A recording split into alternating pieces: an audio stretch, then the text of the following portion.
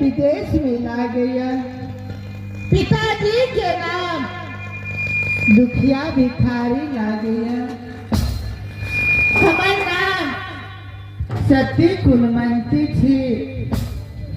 घर की कोई ठिकाना नहीं माँ। जते धार ओते धार मान चाय के खाए थी, गुजर बेस्तर करे थी। न एक पैसा या न एक मुट्ठी चावल या। पिताजी भूख से प्राण खेते जय माँ।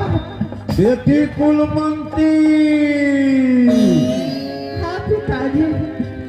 टोला मोहल्ला पर चला बेटी, मांग चैन के खियावी है बेटी।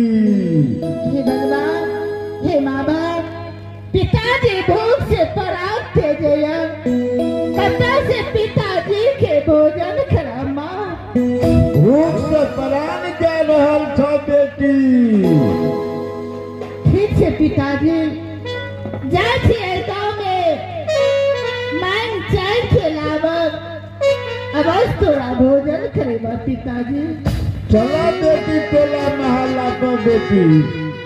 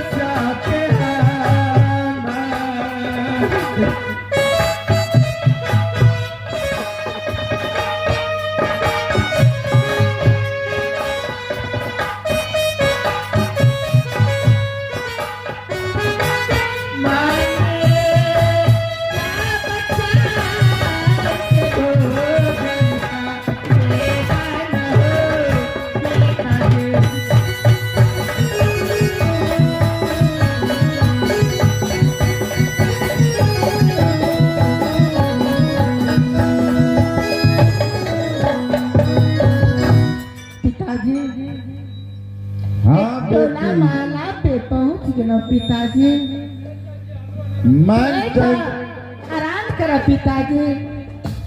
अवश्य हम माँ बाप से मैं चैन के लावर अवश्य तोरा भोजन करेगा पिताजी। ठीक है बेटी। करिए माता पियान मैया सा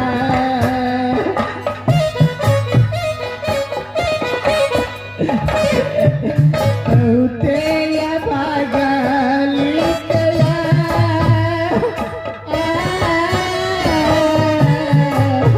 मैया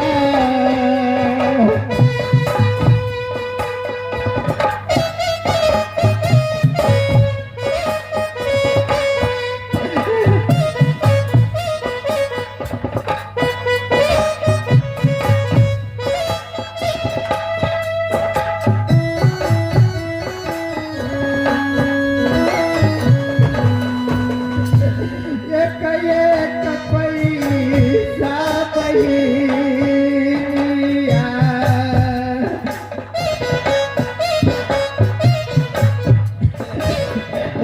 करिए मगती आ गया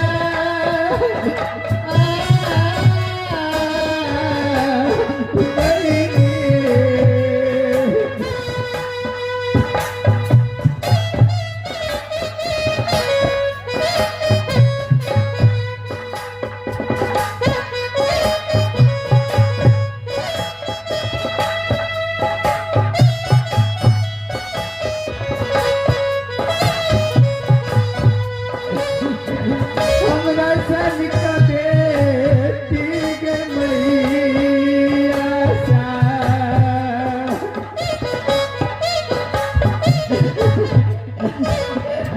तोरा सबके हयात गया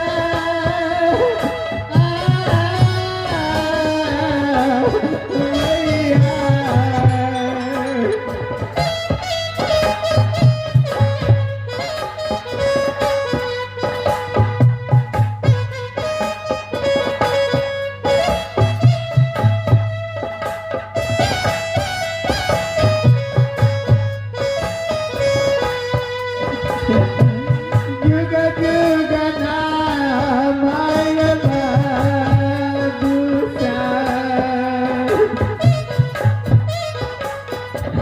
दुनिया में जाता बहोरा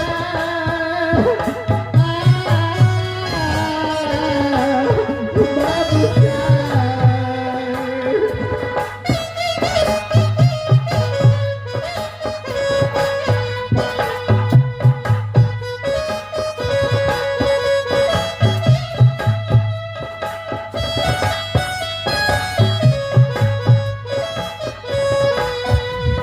हमरा सनिक बेटी बाबूसा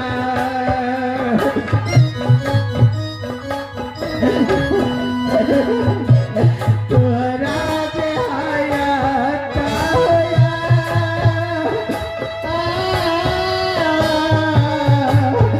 बाबूसा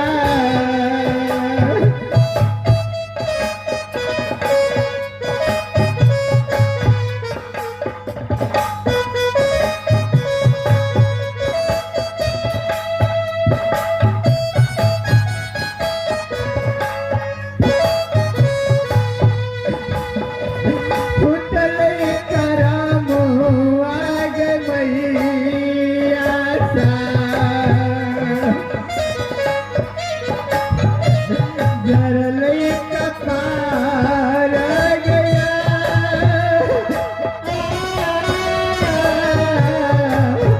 मैया सा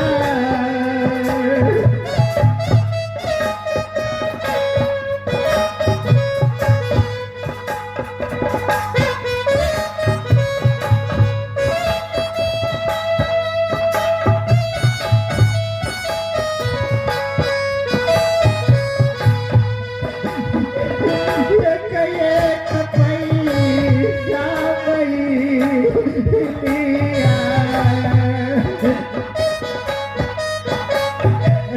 करिए मगती